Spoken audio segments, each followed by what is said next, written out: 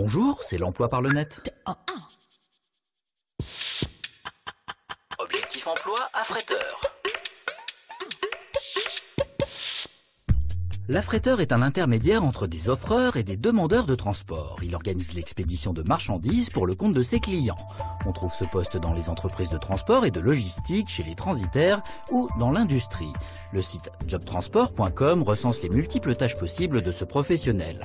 Achat ou vente de fret, choix du mode de transport, négociation et rédaction des contrats, recherche de la minimisation des coûts ou encore suivi et développement de la clientèle. Sur webtv.pôle-emploi.fr, Vanessa explique que la partie commerciale est la base de son métier car les négociations avec les transporteurs sont primordiales. L'affréteur doit donc avoir un grand sens du relationnel, maîtriser plusieurs langues étrangères et être doté de solides compétences techniques. À ces qualités exposées sur choisi-ton-avenir.com, il faut ajouter des connaissances en gestion et management, une expérience du terrain ou l'aptitude à prendre des décisions rapides. Le métier est accessible au niveau bac. Sur jcomjeune.com, vous découvrirez des formations spécifiques telles que le bac pro logistique, le BTS transport et prestations logistiques ou le DUT gestion logistique et transport. Enfin, de nombreuses offres d'emploi vous attendent sur aft-ifteam.com ou sur pôle-emploi.fr. Entrez le code ROM N1201. Mode d'emploi, la période d'essai. Que ce soit dans le cadre d'un CDI ou d'un CDD, la période d'essai permet à l'employeur comme à l'employé de vérifier leur compatibilité. Si la pratique l'a généralisée, la période d'essai n'est pas obligatoire pour autant. Elle doit être prévue par le contrat, tout comme son renouvellement. Cliquez sur travail-emploi.gouv.fr pour tout savoir sur sa durée ou ses modalités légales. La législation varie en fonction de votre statut. Si elle ne doit pas être motivée, sachez que la non-confirmation d'embauche suite à la période d'essai doit tout de même suivre certaines règles, surtout de la part de l'employeur, comme l'explique le site vosdroits.service-public.fr. Elle peut être considérée comme abusive si elle n'est pas liée à vos compétences. Un délai de prévenance est applicable pour les deux parties, il est variable et va de 48 heures à 1 mois pour l'employeur.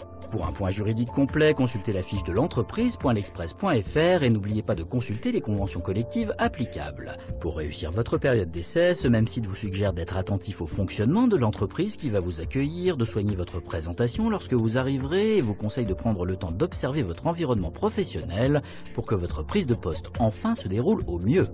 D'autres conseils vous attendent sur coaching.monster.fr ou sur journaldunet.com. Agenda. Vous êtes jeune diplômé et voulez déjà créer votre entreprise? Rendez-vous aujourd'hui et demain à Marseille pour découvrir 100 concepts de franchise et profiter des conseils de professionnels. Les détails se trouvent sur topfranchisened.fr. Bon. Retrouvez cette émission et les adresses de tous ces sites sur france5.fr.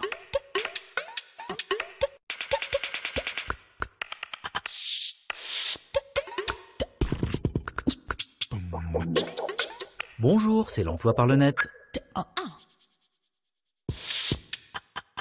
Objectif emploi, caviste, agent de chai. Le caviste est celui qui fabrique le vin. Il intervient à toutes les étapes de sa conception. Avant les vendanges, d'abord, il prépare et nettoie les caves et les cuves. Après la récolte, comme l'explique le site onicep.fr, il transvase le raisin dans les cuves, suit sa fermentation, puis organise son stockage. C'est lui aussi qui prend en charge la commercialisation du vin. Sur anefa.org, Émilie témoigne de l'intérêt qu'elle porte à son métier, qui l'amène à réaliser 50 travaux différents. Qualité d'un bon agent de chai, connaissances techniques, aptitude à exercer un travail physique à l'air libre, avoir du palais, de l'attention et de la rigueur. jcomjeune.com dévoile les formations possibles du CAP au BTSA. Elles peuvent se réaliser dans le cadre d'un contrat d'apprentissage ou en alternance. Le salaire d'un caviste débutant tourne autour de 1 450 € brut. Après quelques années, on peut devenir maître de chai. Pour vous informer sur le secteur et dénicher de nombreux liens utiles, visitez donc franceagrimaire.fr. Enfin, surveillez les offres d'emploi sur vitijob.fr qui vous propose aussi des formations. Mode d'emploi, le contrat unique d'insertion.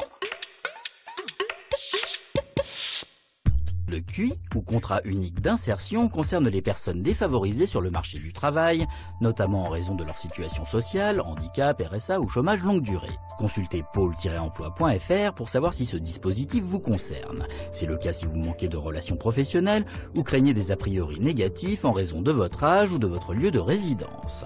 Comme l'explique le site travail-emploi.gouv.fr, il existe deux catégories distinctes. Le contrat initiative emploi, QI CIE pour le secteur marchand et le contrat d'accompagnement dans l'emploi, QI CAE pour le secteur non marchand. En échange de l'embauche, l'employeur bénéficie de certaines aides financières, notamment des exonérations de charges. Vous verrez sur la page ursaf.fr que la durée de ce contrat est réglementée. S'il s'agit d'un CDI, elle est de minimum 6 mois. Dans le cas d'un CDD, il ne peut dépasser 5 ans, renouvellement compris. La durée du travail doit être au minimum de 20 heures par semaine. Pour savoir comment bénéficier de cette aide à l'emploi, cliquez sur vosdroits.service-public.fr. Vous devrez passer par un intermédiaire tel qu'un référent RSA, Pôle emploi ou Cap emploi, qui pourra vous proposer un travail en rapport avec votre profil. Agenda.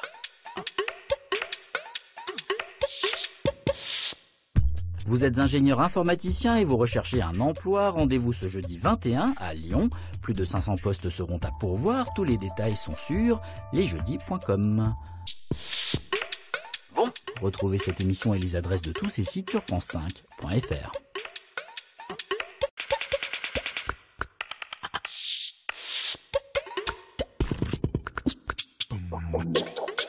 Bonjour, c'est l'emploi par le net. Objectif emploi cogniticien. Lorsque deux avions se présentent simultanément sur une piste d'atterrissage, comment faire en sorte que l'ordinateur pense et réagisse comme le ferait un contrôleur aérien? Cet exemple du site nados.org illustre très bien la mission du cogniticien. C'est un scientifique qui conçoit les interfaces entre l'homme et la machine, comme celle d'un logiciel ou d'un site internet. Studirama.com précise pour sa part que cet ingénieur associe les sciences humaines, telles que la psychologie ou la biologie, et les sciences techniques comme les mathématiques ou l'informatique. Les domaines d'action et donc de connaissances sont très variés. La page onicep.fr vous donnera une idée des qualités requises pour exercer, notamment la pluridisciplinarité, l'aptitude à gérer des projets et la capacité à s'adapter pour travailler dans différents secteurs et s'adresser à des interlocuteurs variés.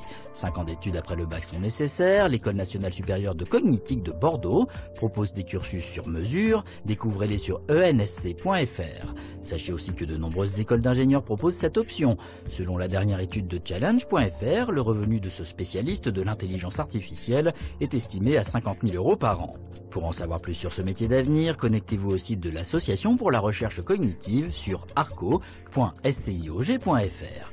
Pour le moment, les embauches restent timides, mais vous dénicherez quelques offres sur métiers-sciences-cognitive.fr. Mode d'emploi spécial jeune, négocier son premier salaire. Bien négocier son premier salaire est déterminant pour le reste de votre carrière. Un bon CV ne suffit pas. Pensez d'abord à identifier vos atouts en amont pour mieux les mettre en avant, comme le suggère l'expansion.l'express.fr. La rareté de votre profil, par exemple. Plus votre parcours est spécifique, plus vous aurez de marge de manœuvre. Votre réseau est aussi une ressource et vous aidera notamment à la culbute. Une fois un entretien d'embauche décroché, renseignez-vous sur les salaires pratiqués dans votre branche d'activité. Comme le conseille le site latribune.fr, le plus efficace est de mener son enquête auprès des personnes passées par ce type de fonction avant vous. Pour mener la négociation, vous trouverez des astuces sur coaching-monster.fr. Ne parlez jamais de salaire le premier et si un recruteur vous demande vos prétentions, donnez une fourchette par un montant précis. Pour le calcul du salaire, il faut également prendre en compte divers avantages comme le 13e mois, le véhicule de fonction ou la mutuelle. À l'adresse l'étudiant.fr, vous trouverez 12 erreurs à ne pas commettre lors de votre négociation, comme celle de penser en net alors que l'employeur, lui, raisonne en brut. Pour finir, consultez le guide des salaires 2014 proposé par studirama-emploi.com. Il vous donnera les rémunérations moyennes de 21 fonctions. Agenda. Un salon pour ceux qui souhaitent entreprendre se tiendra demain 21 novembre à Reims. Vous pourrez vous informer, rencontrer des structures d'accompagnement et participer à des ateliers pratiques. Tous les détails se trouvent sur salonentreprendre.fr. Bon. Retrouvez cette émission et les adresses de tous ces sites sur france5.fr.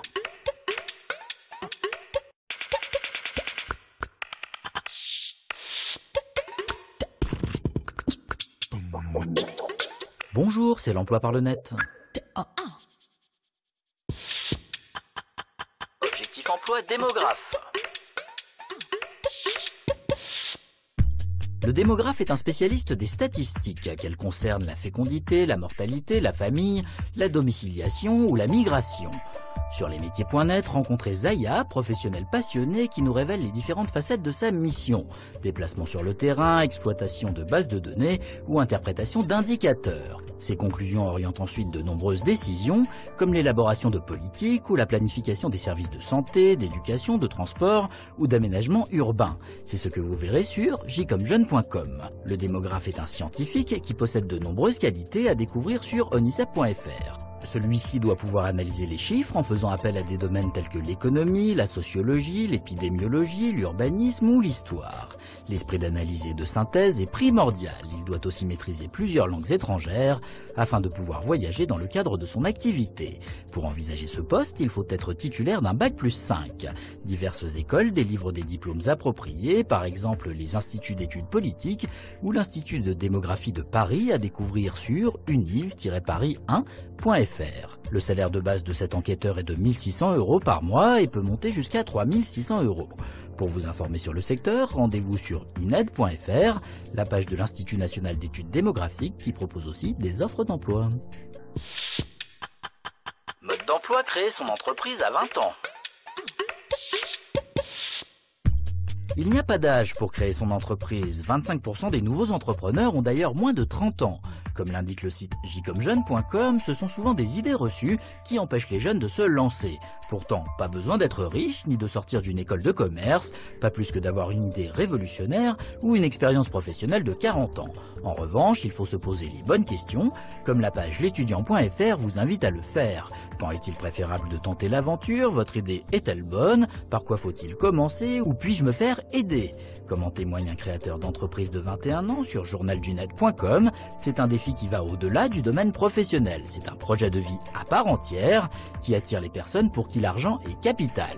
Choisissez un domaine qui vous passionne, construisez-vous un réseau étoffé et n'oubliez pas la règle d'or, savoir-faire, faire faire et faire savoir. Vous devrez aussi déterminer quelle protection sociale vous convient. Pour cela, dirigez-vous sur l'entreprise.l'express.fr qui vous expose les différentes possibilités. Enfin, un dossier très complet vous attend sur l'espace créateur d'entreprise du site de l'Agence pour la création d'entreprise. Rendez-vous sur apce.com. Agenda.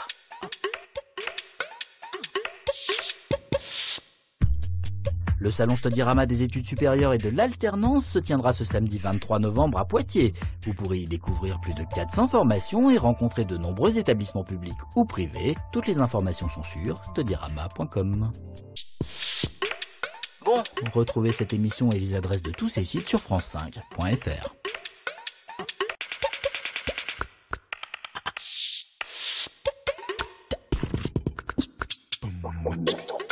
Bonjour, c'est l'emploi par le net.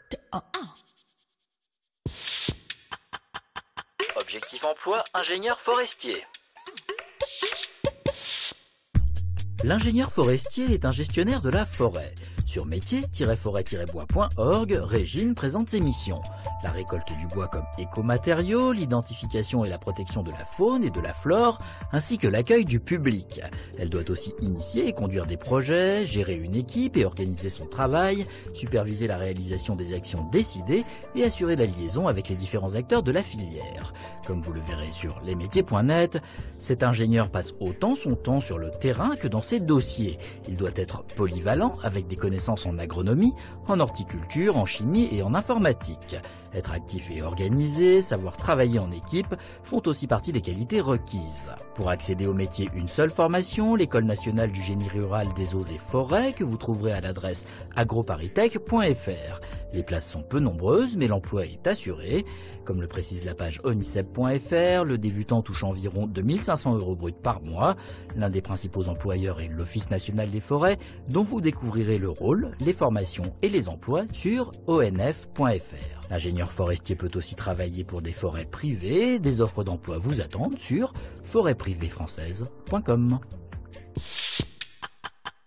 Mode d'emploi, travailler en Slovaquie. Depuis l'ouverture du pays aux privatisations, les entreprises françaises ont beaucoup investi en Slovaquie. Comme l'indique le site trésor.economie.gouv.fr, elles sont aujourd'hui près de 400 sur place, notamment dans les secteurs de l'énergie, de l'automobile, des télécommunications ou des services. À l'adresse mfe.org, la Maison des Français de l'étranger vous propose un dossier complet sur cette République de l'Est.